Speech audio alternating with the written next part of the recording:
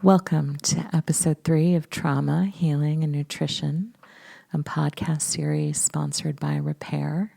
Repair is a Los Angeles-based health and disability justice organization, and you can connect with us and learn more about us through our website at repairconnect.org. So repairconnect.org.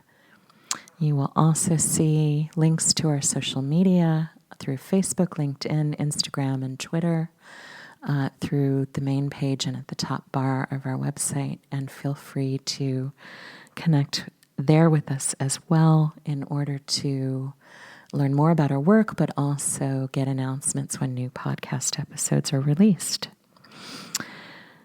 So this third episode is titled Hunger is Trauma, and my focus today is going to be in the ways in which hunger itself is traumatic and a form of trauma, and the ways in which experiences of trauma can also escalate the damage caused by hunger.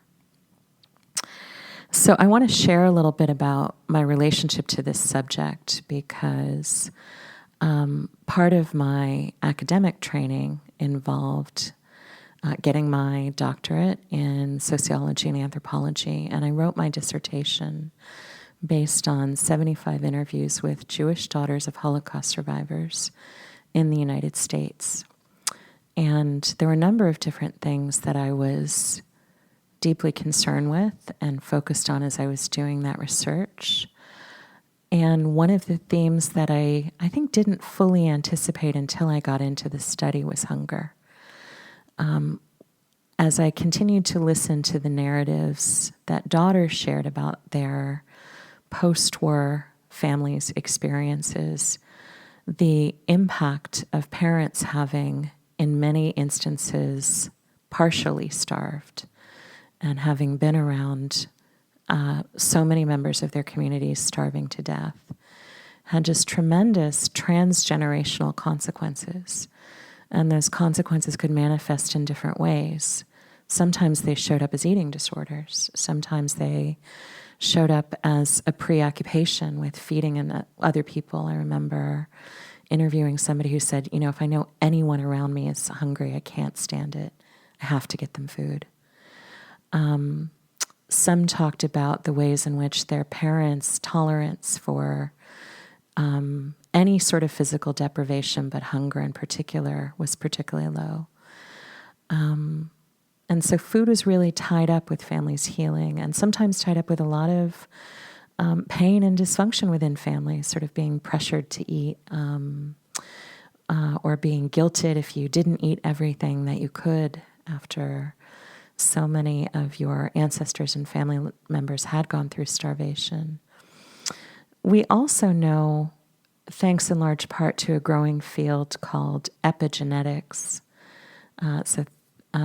Think of the letters EPI followed by genetics. So epigenetics is a field that looks at the ways in which a person's DNA can be altered by their social context and environment, and their exposure to different things in the natural environment. So in other words, the basic idea is that what we live through and experience, including trauma and hunger, can change our DNA, and that those changes can be heritable. In other words, they can be inherited or passed down to subsequent generations. So I began to get a picture during and after that research of both the incredibly powerful psychological ways in which the women I was interviewing had been shaped by their parents' generation's exposure to hunger, and also to continue to learn about the ways in which those experiences of hunger and deprivation could be passed on even at a cellular or genetic level, right? Not just a social, cultural, or psychological one. That it was physical and psychological in a wide range of intertwined respects. And I noticed as I did that research that I had some vicarious trauma, not surprisingly, from listening to particularly 75 narratives, some of which were in quite a bit of depth. And one of the ways that I coped with that and that it manifested for me was that I really felt a need to feed people. So one of the ways that I managed stress as I was collecting interviews and listening to people's stories was that then I would invite loved ones over and I would just cook for everybody and feel soothed and grateful getting to watch people I cared about having abundant and ready access to good, tasty, healthy food. And it highlighted for me just how much is almost impossible to put into words about how traumatic the extremes of hunger are, how much they hurt the spirit, the body, and the psyche to not have such a basic need met, that it can be as, not surprisingly, as terrifying, as suffocating, as dehydrating, that it, at the most organic level, calls your existence as a human being into question. So the primary theme of this episode, as noted, is hunger as trauma. And I wanted to just begin with that particular memory of my own immersion with the subject, or one of them. And I want to move next into talking about the fact that the themes that were coming up in my own research are ones that are echoed in other bodies of research that address genocide and colonization. So in preparation for this podcast today, I was reviewing again some of the literature about indigenous experiences of hunger in North America and the ways that that's become vested in communal memory and experiences of trauma. I was looking at a quote today that was along the lines of, "We are the ones who've survived hunger and bullets," as a way of describing what it meant for indigenous people to kind of come through or not come through these continual genocidal encounters with European colonists.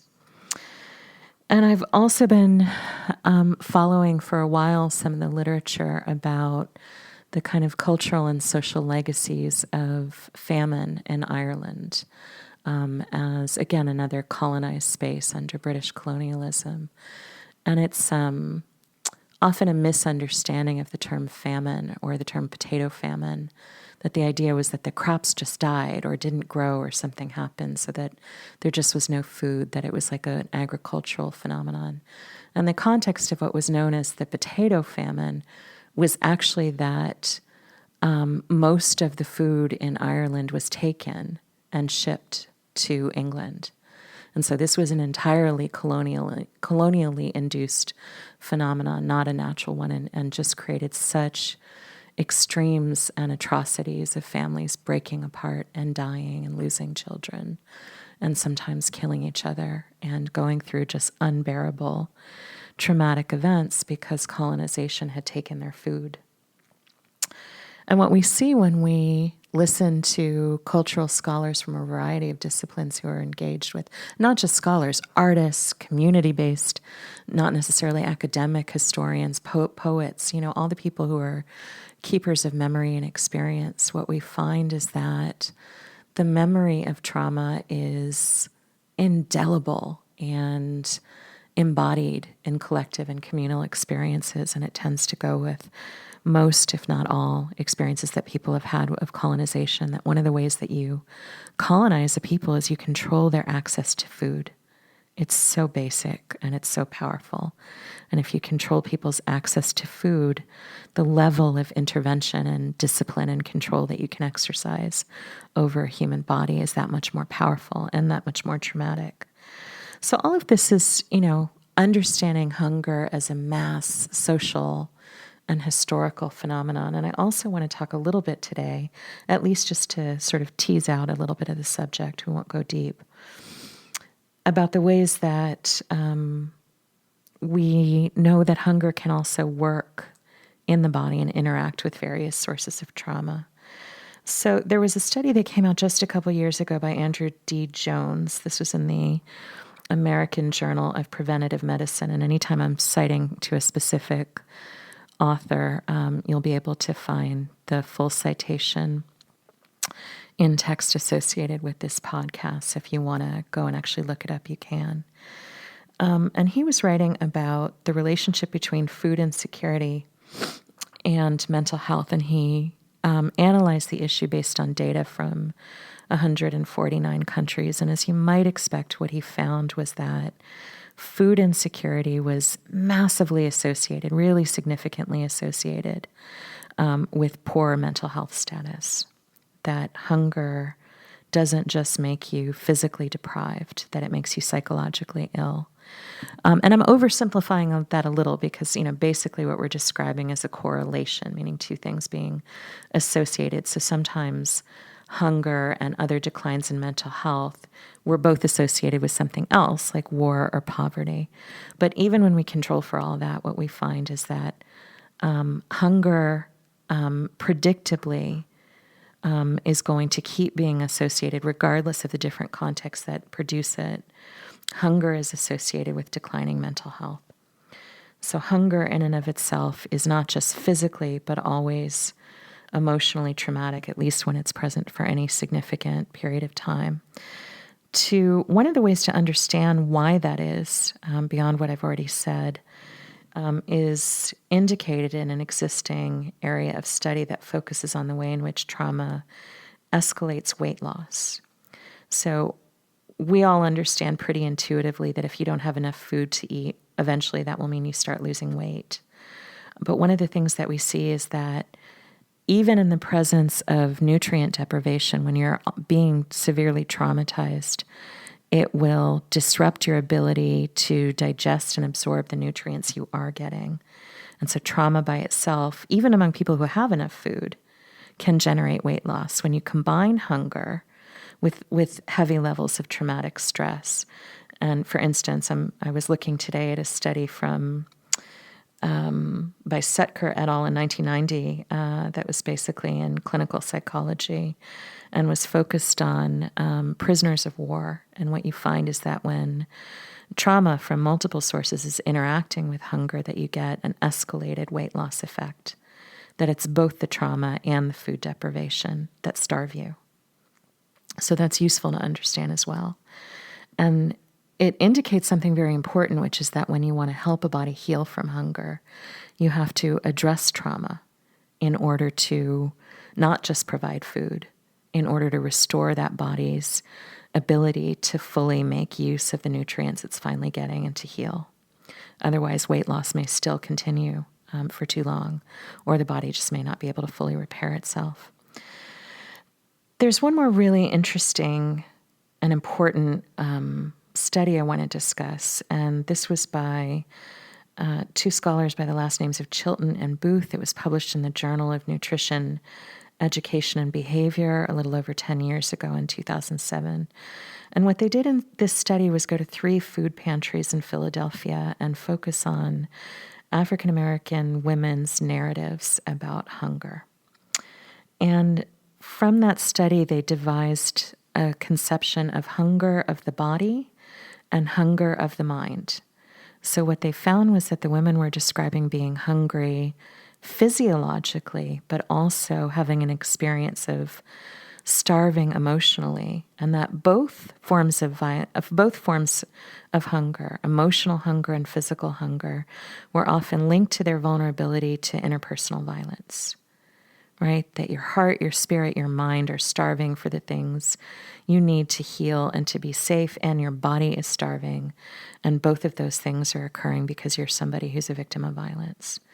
And I thought that was really, really important as well, because it helps us have an expanded conception of hunger in which, again, we can think of hunger as trauma. And trauma as something that also makes you, in one sense or another, hungry, deprived. And that can starve your body even when you're getting food by disrupting your digestion. So if you've listened before, you know that I try to end each episode with some discussion of what we can do about what actions we can take to make use of the information in the podcast. And I'll note that one of the ways to powerfully work through and release some of our trauma involves the telling of our experiences, narrative, storytelling. So when we think about how can you help a person heal from the trauma of hunger, one of the storytelling is healing in and of itself. It also can illuminate and politicize the origins of hunger. And that can help promote and provoke people to engage in broader advocacy and systems change to really address the root causes of hunger. So within Repair, one of the things that we've been working to build this year in 2019 and to launch next year fully in 2020 is called the Homeless People Story Project. And we're really deeply grateful to get to play host to the project. And it is ultimately driven, while the organization is the host, it's ultimately driven by 3 homeless and formerly homeless women of color who are here in Los Angeles and who are working to build this project within Repair in order to launch workshops that will pay or incentivize or give gifts to homeless people, depending on what they prefer, in order to come and participate in these workshops and be peer mentored and supported in telling their stories, writing their stories, turning their stories into artwork in whatever way that feels best. And that will be attached, and the stories can be written or told and created and not shared with anybody or shared with the workshop participants, but will also create opportunities to make those stories available to broader audiences when that's what the storyteller wants, whether through live events locally in Southern California or through podcast, which feature different homeless people's narratives. And this includes immediately homeless and recently homeless people, or through print and digital publication. So, in thinking about where would I want to channel some of my really powerful need to address hunger, it's been intense and sometimes overwhelming, but also truly joyful to have what I can imagine as a really productive channel or outlet to do something with traumatic or with hunger-related trauma, traumatic hunger, and give people pathways to healing. So wherever you are, one of the things to think about is that not just immediately alleviating hunger through anti-poverty work, through addressing its root causes like racism and domestic violence, and warfare, and immigrant hypervulnerability, but also to create spaces in which the damage done by hunger can be addressed and remedied. I want to just offer up the storytelling example as one possible model, but also invite people to get in touch with us and share your ideas or practices, the things that you've done to really hold or express collective and personal experiences of hunger and all of the trauma it's intertwined with and causes. So again, I want to thank all of our listeners, thank my friend and colleague Samia Bano for her amazing technical and moral support in the production of this podcast, and invite those of you accessing the podcast through iTunes to give us 5 stars.